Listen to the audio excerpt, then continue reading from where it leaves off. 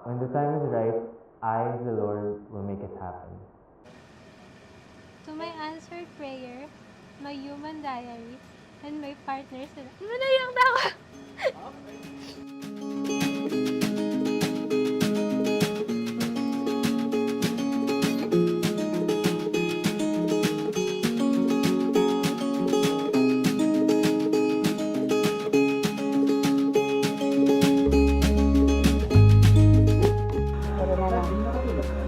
Sakto lang po. 4 hours lang. Kinakabahan? Kinakabahan. Bakit? Wala ako ng bahay. Nahihiya eh. First time ko ikasal. Wow! First time. First time ikasal. Galing. Parang, nakatulog ba kagabi? Konti. Ilang oras? Mga 2 oras. Tapos nagising lang ako kasi nauntog ako dun sa sa lamesa. Excited na, kinakabahan po. Anong pinaka-exciting part para? Mag-aasawa na ako. Sure na. Wala na atrasan. Naalala ko lang din kung yung yung panahon. Kasi syempre maulan nga nung mga nakaraang araw. Pero mukhang saglit lang naman yung ulan, tapos mamaya wala na. What you were dreaming of.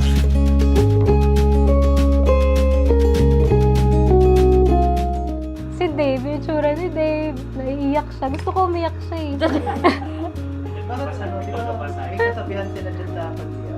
Oo nga, si King Badger. Eh kasi pag di siya umiyak, feeling ko ang pangit ko nun. Dapat maiyak siya sa ganda ko. Dapat happy lang sila. Tears of joy. Ganun. Depende. Pero iyakin din ako sa ganyan eh. Sino yung namatay nung nakaraan, pre? Si Dolphy daw patay na. Hey! Hey! Ganda! Woo! Ay.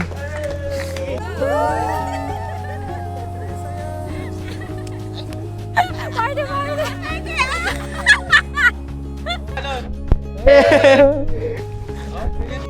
To my answered prayer, my human diary, at partner sa lahat. Dave, grabe ang bilis ng araw. Matatawag na kitang asawa. Naalala ko, noong una tayo nagkita at magkausap ng personal, akala ko hindi tayo magkakasundo dahil sa magkaiba tayo ng mga gusto pagdating sa mga foods, movies, hobbies, at marami pang mga bagay. Pero grabe ka eh.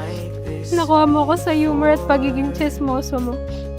Kasi dahil doon, nakita ko kung gaano ka ka-interesado makinig sa mga kwento, rants, at araw-araw na nangyayari sa buhay ko. Alam mo din kung paano ako pasahin at patawanin, kahit sa mga simpleng bagay lang. Kaya ako nasabing, ikaw na talaga. Lagi kong naririnig sa ibang tao a few stuff along the lines of di ko akalain, or I never expected, or I never thought. Pero para sa atin, that was never the case. And alam natin parehas yun. I know parehas nating alam kasi even in our earliest days, sobrang clashing ng personalities natin and the gears didn't really fit. But through prayers, a lot of hard work, and the grace of God, we ground the gears over and over and over again to make it fit. The term blessed is an understatement for you being in my life. Ang magkaroon ng asawa na kagaya mo, who's as kind as you sa mga panahon na I needed a warm light, as selfless as you sa mga panahon you had to sacrifice for me, as patient as you sa mga panahong I needed understanding, as willing and as dedicated as you sa mga panahong I needed to be taken care of. We've traveled far from Germany and Rome, but in the end I know we'll find a way back.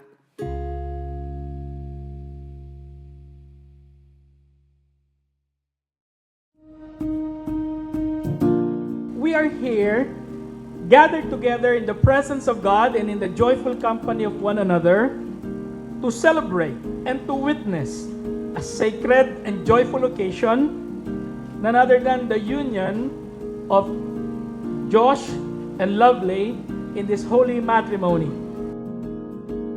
Palagay ko, nagkakaisa tayo na sabihin, sa lahat ng mga araw sa buhay nila, tatatak ang araw na to, kung hindi man pinaka, ay isa sa magiging pinakamasasayang araw sa buhay nila. Alam ko po na si Lovely is a very precious daughter, the most beautiful according to Josh. From the beginning, binigay ng Diyos si Lovely as a beautiful gift from God, loved, nurtured, and faithfully guided by your family. Today, with full hearts, you are releasing her to a new season of her life.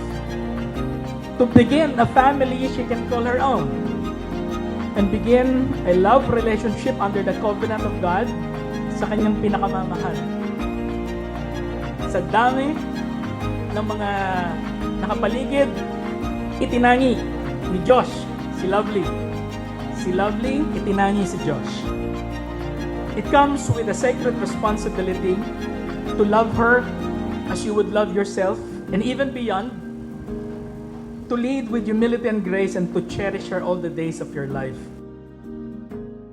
Today is the time the Lord made it happen. Now's the time to make Now that I'm here, you're never gonna have to face anything alone ever again. You'll never have to hold and keep any distress and pain by yourself.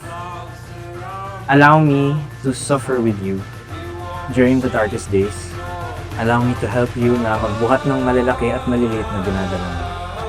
Everything is ours together now. The flowers and butterflies, and the gloom of the rain. And through thick and thin, to every problem under the sun, to all the growing pains, from today onwards, I promise I will never not be by your side. I promise lagi kitang bubusugin, paglulutuan, titimplahan ng Energen, bibilhan ng zero sugar na pearl milk tea, avocadoria, mango shake, at ako na din bahala sa mga Shopee, TikTok, saka Shein mo. You deserve all of these and more, and I can't thank you enough for everything you do for me each day. I honestly can't wait to spend the rest of my life with you. Mahal na mahal na mahal kita, mahal. I will always, always love you. Hindi magiging perfect at madali para sa atin ang lahat. Pero alam kong naging way yun ni God para mas makita natin kung gaano natin kamahal at kakailangan ng isa't isa. Alam kong binigay ka niya sa akin kasi alam ni God na mabilis akong ma-stress at panghilangan ng loob. Pero pag nasa tabi kita, feeling ko ang gaan na ng lahat. Dahil lagi mong pinaparamdam sa akin na lagi kang nandyan para samahan at alalayan ako. Kaya sigurado ako ikaw na yung taong pinag-play ko na gusto ko makasama habang buhay. Mahal, salamat sa araw-araw na walang sawang pagpapasaya at pagpaparamdam kung gaano mo ko kamahal. Ganon din ako, hindi ako magsasawang mahalin ka. Pangakong hindi ako mawawala sa tabi mo. Kahit sa mga panahong mabigat o mahirap pa, o sa mga panahong masaya o malungkot man, pagkasama tayo sa lahat, ako ang magiging safe place mo. Mahal na mahal kita.